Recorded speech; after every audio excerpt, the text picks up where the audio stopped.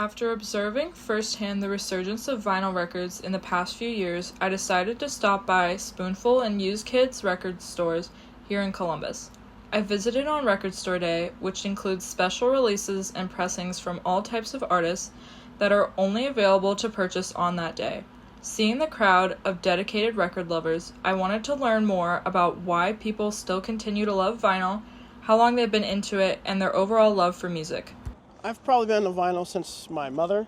Me and my brothers, we both kind of split her collection when she moved to a different house. And so probably in the past 5 years, I've really started getting more to expose my younger sons to the classics, the legends. I'm really big in just the crate digging. I don't particularly buy a lot of new stuff, but I just like stumbling across it just like on a random Wednesday. I've been collecting records since the late 70s. Yeah, I started, my first albums were actually I bought were Fleetwood Mac's Rumors and Pat Benatar's Crime of Passions, and that's when I started collecting vinyl. I haven't stopped since. I got vinyl when they were limited in the 90s and the 2000s, and some of those are worth more money now than some of the ones you get now.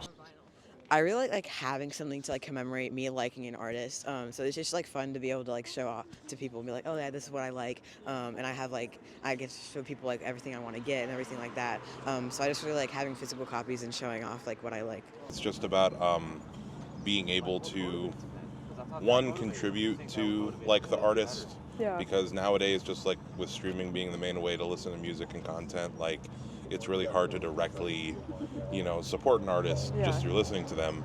And I don't know, I feel like it's also just about feeling like you really own your music. Yeah. Because it's also hard to get that sense of really owning your music with streaming. I didn't really start collecting it until early 2021 when I saw a lot of videos online and people were sharing their love for their record collection, and then that's when I really started getting into collecting vinyl.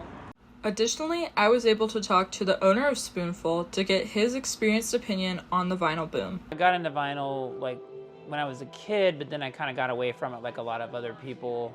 And I think once, certain artists started putting vinyl back out that you couldn't get on vinyl, that got me excited. And I always had a quote that if you don't have it on vinyl, you don't really have it. You know what I mean? It's I think I've lost music on hard drives and other old dead format type iPods and stuff that's just gone. I won't get that music back.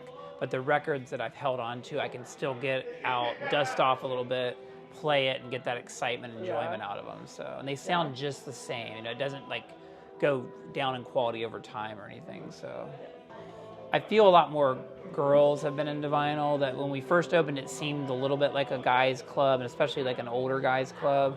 But I like seeing the different generations and sometimes they're into stuff that their parents played them and they want to reminisce and everything and that nostalgia factor. But I mean, I don't know. I really like what's going on right now. And I guess I thought it would have peaked by now. I thought 2015 was a peak, but it just keeps going, and it hasn't stopped yet, And I mean, I don't know that there's going to be another format that takes over, because people like having something you can hold in your hands and tangible things, so. I also had an opportunity to speak with the owner of Used Kids. Why do you think vinyl continues to get bigger? Touch it, feel it, smell it. So there's a really cool book I read, this is several years ago, called The Revenge of Analog. And The Revenge of Analog talks about more than just vinyl. It talks about pictures, it talks about film, it talks about books, it talks about actually writing with a pen on a piece of paper. So that's it. This has been Ella Fenstermacher reporting for the WARL.